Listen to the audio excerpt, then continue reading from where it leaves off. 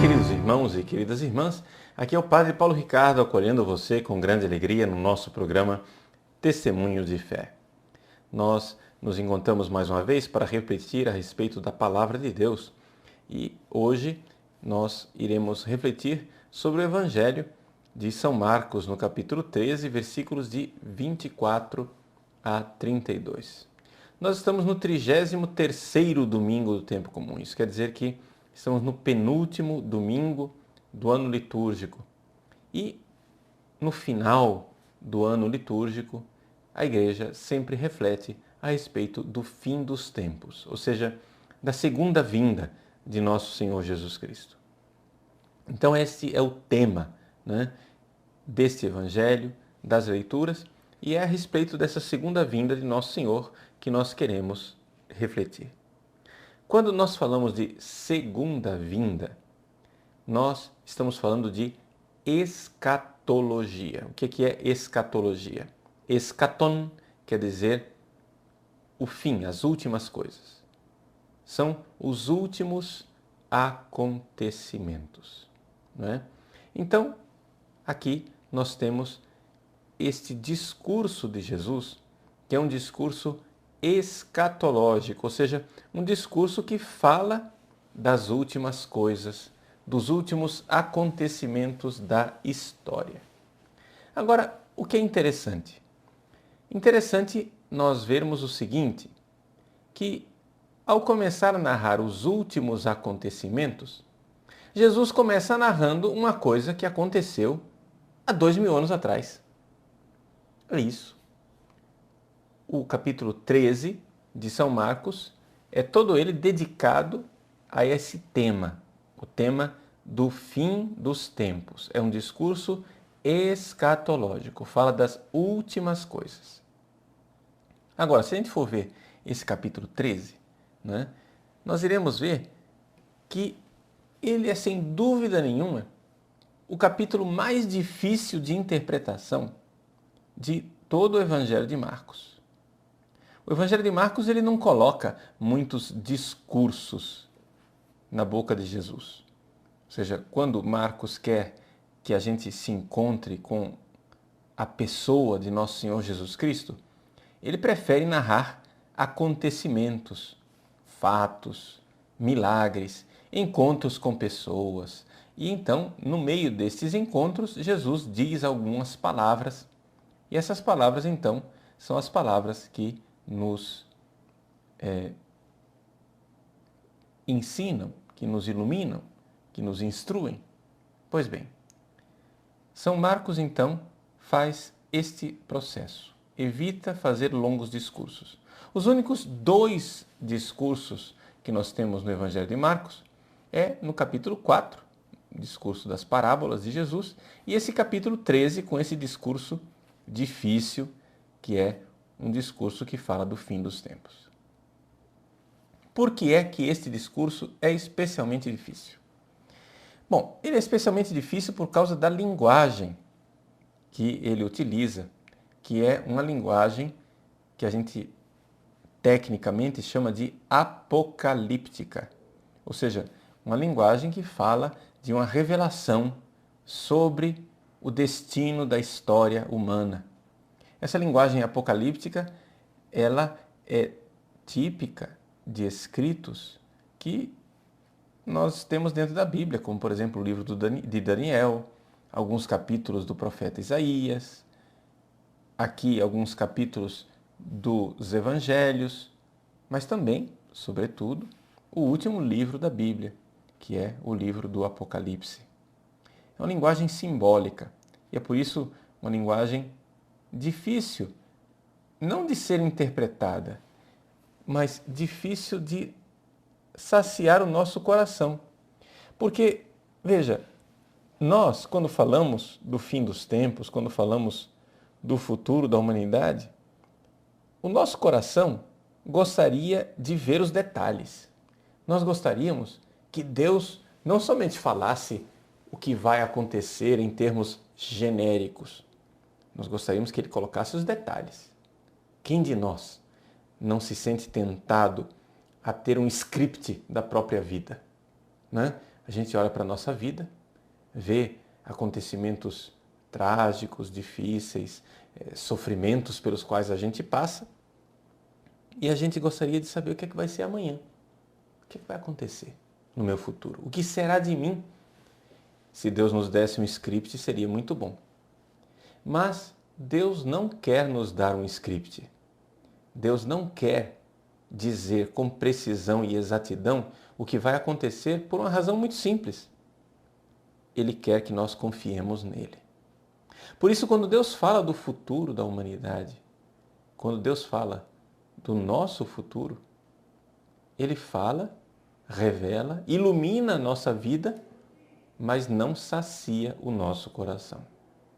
Não sacia por quê? Porque nós gostaríamos de ter os detalhes. Exatamente por isso que é difícil a interpretação deste capítulo 13 de São Marcos. Por quê? Porque Jesus usa uma linguagem simbólica. Essa linguagem simbólica necessariamente é uma linguagem genérica e, portanto, não nos dá detalhes. Essa linguagem simbólica e genérica, portanto, não satisfaz a nossa curiosidade, porque nós gostaríamos de ter um script. Gostaríamos de ter aqui, no Evangelho, um resumo das notícias de jornal que nós iremos receber no próximo mês, no próximo ano, ao longo da nossa vida. Mas Jesus não quer satisfazer nossa curiosidade. Ele quer nos evangelizar. E o que é que nós temos neste evangelho deste domingo? Bom, vamos então olhar de perto para esse capítulo, difícil capítulo 13 de São Marcos. Em primeiro lugar, como eu já disse, Jesus, quando começa a falar do fim dos tempos, ele começa a falar de um acontecimento que já aconteceu há 2000 anos atrás. Um negócio já que é notícia velha. Ou seja, a gente espera assim, o discurso escatológico, o fim dos tempos, Jesus vai falar do nosso amanhã.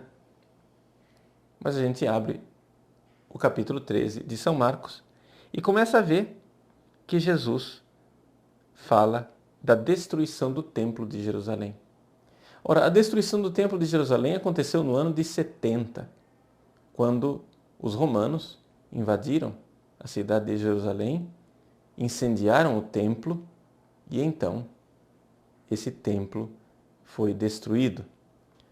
O primeiro versículo do Evangelho de São Marcos nos coloca, do capítulo 13 do Evangelho de São Marcos, nos coloca nesse contexto.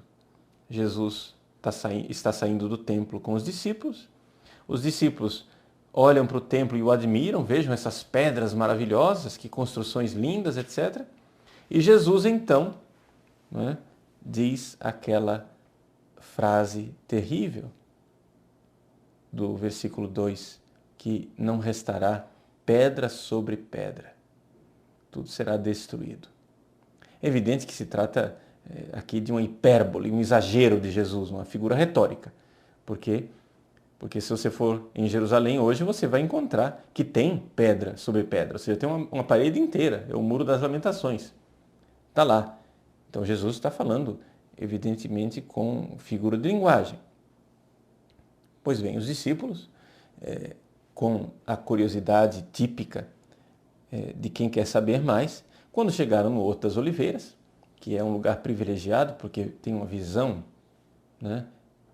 geral de Jerusalém, onde se via o templo majestoso, eles querem saber, mas então, fala aí Jesus, conta para nós os detalhes. Então Jesus começa a falar das dores do parto, ou seja, dos sinais que indicam que vai acontecer o parto. Que sinais são esses? Bom, ele primeiro fala das realidades externas, como guerras, terremotos, etc. Mas depois fala da perseguição que os discípulos vão sofrer. Serão levados a tribunais. E o que é interessante? É interessante a gente enxergar que tudo isso que Jesus descreve não somente já aconteceu, como ainda está acontecendo. Então, não é um discurso sobre o futuro. Nós esperaríamos que um discurso escatológico fosse um discurso sobre o futuro. Mas Jesus está falando do passado, aconteceu já faz 2000 anos. E está falando do presente, porque está acontecendo ainda. Então, o que é que há aqui? O que nós estamos aqui é diante de uma dificuldade que os próprios discípulos de Jesus tiveram que aprender, que é o seguinte: o que Jesus veio realizar é um pouco diferente daquilo que os judeus esperavam. O que é que os judeus esperavam? Você pega lá a primeira leitura desse domingo, que é de Daniel. Eles esperavam que a vinda do Messias, como está descrita no livro de Daniel, o Filho do Homem que vem sobre as nuvens, eles esperavam que a vinda do Messias marcasse o fim e a história iria terminar. O Messias vem, ele instaura o reino de Deus e pronto, acabou a história. O problema é o seguinte: o Messias veio e não foi o fim. Essa aqui é a dificuldade. Ou seja, a novidade que Jesus veio trazer é o seguinte, que ele veio, mas não foi o fim ainda. É por isso que os judeus até hoje não aceitam Jesus como sendo o Messias. Porque eles dizem assim: como é possível que o Messias já tenha vindo e a história não tenha terminado? Como é possível que o Messias veio, mas a injustiça continua, os problemas continuam, os sofrimentos continuam? O Messias, quando ele vier, ele vem para acabar com essa baixaria que nós estamos vivendo aqui. O Messias, quando ele vier, ele vem para acabar com o sofrimento, enxugar nossas lágrimas, fazer milagres, acontecer tudo, né, maravilhoso. O que está previsto no Antigo Testamento é isso. Pois bem, aqui nós estamos diante daquela dificuldade básica que Jesus está ensinando para os seus discípulos, para Pedro, que se escandalizou várias vezes. Ele veio. Ele é o Messias, mas ainda não é o fim. Ou seja, é o começo do fim, mas não é o fim. Nós estamos vivendo os últimos tempos, mas o problema é o seguinte: nós estamos vivendo os últimos tempos já faz 2000 anos. E isso quer dizer que os últimos tempos são mais longos do que nós esperávamos, do que os judeus esperavam.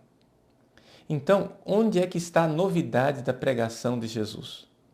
A novidade está numa realidade chamada igreja. Ou seja, o Messias veio, mas o reino de Deus, na sua glória, ainda não veio. O reino de Deus veio para ficar escondido entre nós, numa realidade chamada igreja. Jesus inaugura o tempo da igreja. É isso que não estava previsto e é isso que nós temos aqui de novidade. O Messias veio e era para ser o fim. O Messias veio, mas na verdade o que aconteceu foi a inauguração dos últimos tempos, ou seja, do tempo da igreja. O tempo da igreja são os últimos tempos. Então, o que nós temos aqui descrito na primeira parte do capítulo 13 de São Marcos é a descrição dos sinais da segunda vinda de Jesus, sinais esses que começaram há 2000 anos atrás, ou seja, sinais que são os sinais dos últimos tempos, do tempo da igreja. Os últimos tempos é sinônimo de tempo da igreja. É por isso que então, quando a gente lê o Evangelho desse domingo, a gente fica perplexo diante de uma evidente contradição.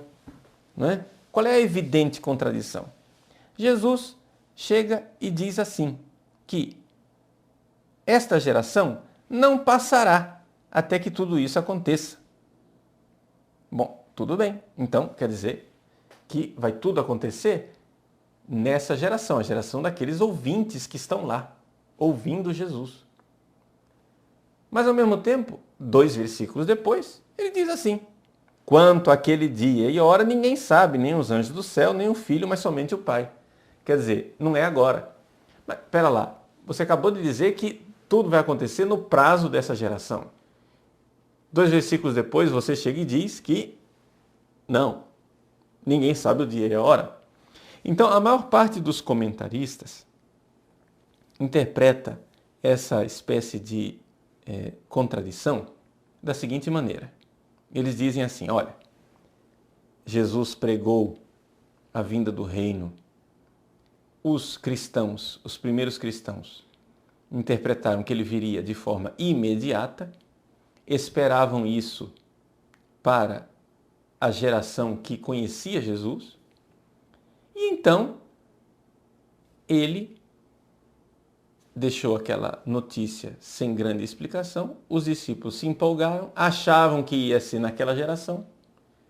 Quando viram que não era, corrigiram e fizeram uma segunda leitura, que é como mais ou menos a gente vê na carta de São Paulo aos Tessalonicenses. São Paulo escreveu a primeira carta aos Tessalonicenses falando da segunda vinda de Jesus. Aí os Tessalonicenses, o que fizeram? Tudo bem, então, se Jesus está voltando, é o seguinte, vamos ficar aqui de braço cruzado e esperar ele voltar. Para que trabalhar? Né? Trabalhar para quê? O Senhor está voltando, ele vem para nos libertar, então pronto. Aí São Paulo tem que corrigir. Escreve a segunda carta para dizer, quem não quiser trabalhar também não coma. Porque Jesus vem. Mas, embora nós tenhamos que estar pronto para que ele venha a qualquer momento, a qualquer hora, como um ladrão, ao mesmo tempo nós não sabemos a hora.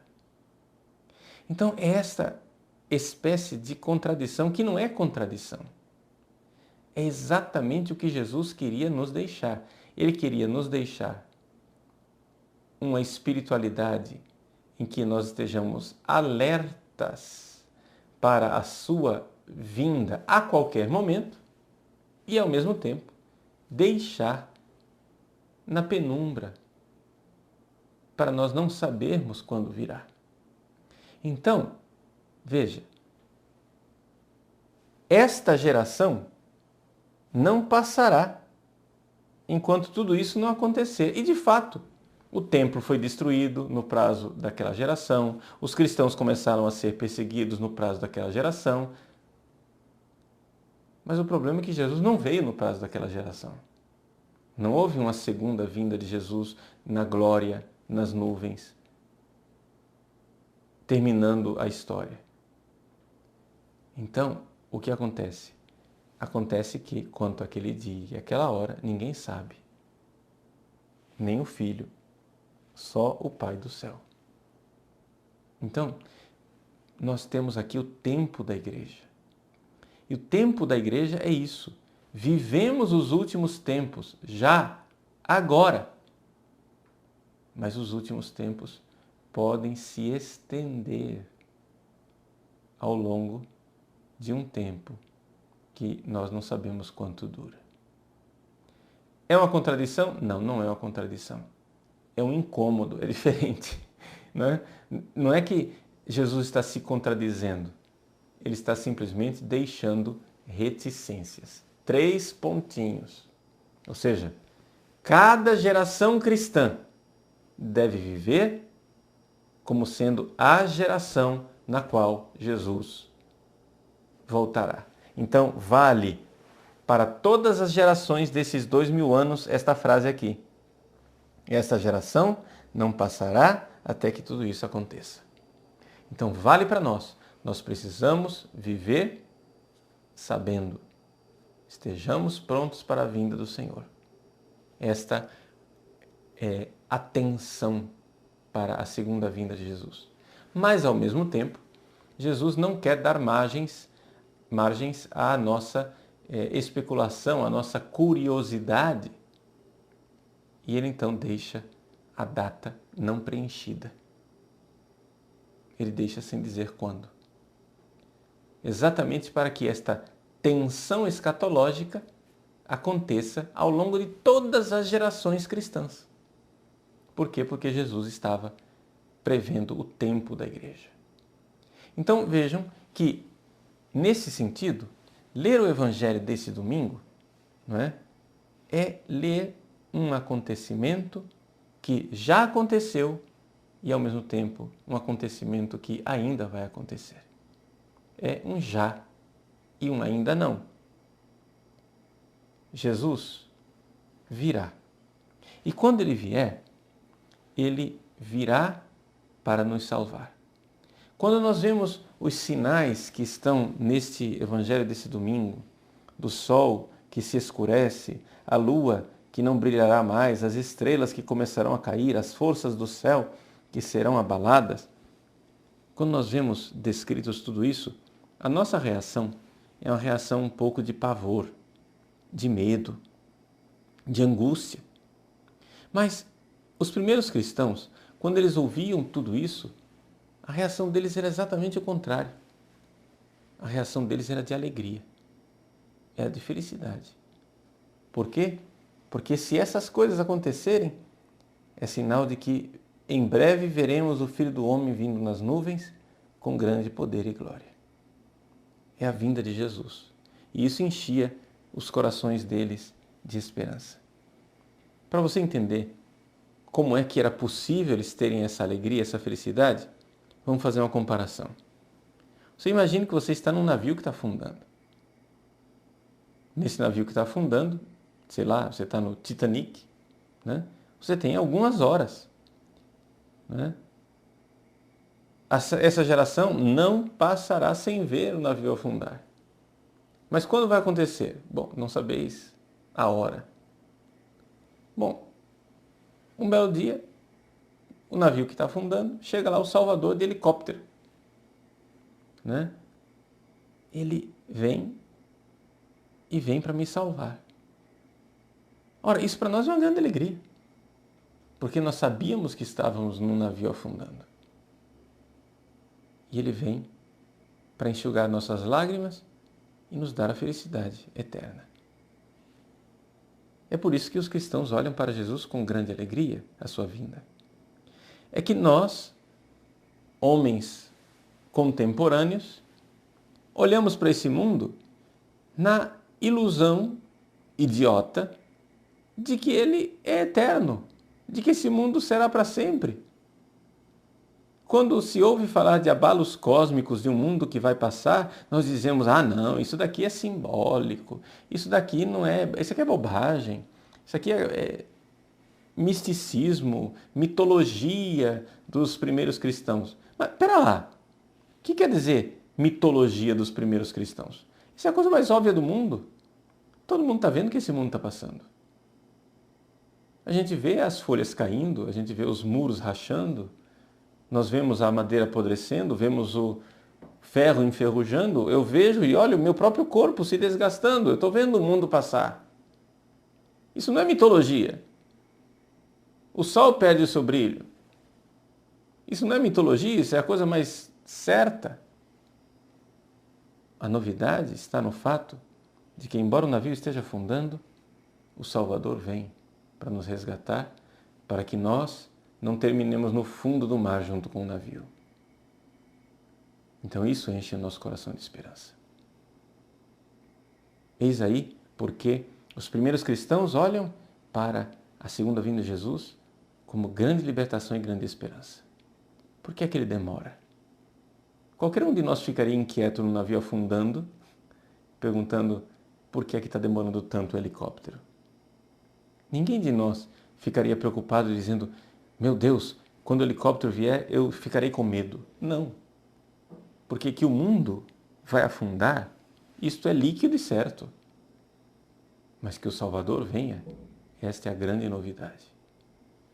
Nós, que vivemos agora o tempo da igreja, do já e do ainda não, vivemos nessa certeza. Ele já veio. Ele já veio, só que a presença dele, desse Salvador, nesse tempo da igreja, é uma presença secreta para aqueles que têm fé. Os que têm fé enxergam essa presença. Quem não tem fé vive o desespero de ver o mundo que passa. E então, é por isso que as pessoas que não têm fé se agarram a esse mundo, querendo se salvar, querendo, de alguma forma, aproveitar o mundo que está passando. Nós que temos fé sabemos, não é necessário fazer isso. Não é necessário esse desespero. Porque o Salvador já está presente. Ele já veio. Na humildade, no escondimento. E vem em cada missa, na presença do sacramento. Em cada missa Ele está aí. Nosso Senhor, não estamos sozinhos num mundo que afunda.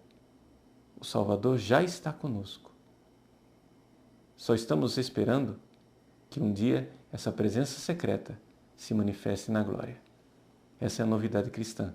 Este é o já e o ainda não. E isto não somente nos enche de esperança futura, mas nos enche de certeza presente que não estamos sozinhos. Deus abençoe você. Em nome do Pai, do Filho e do Espírito Santo. Amém.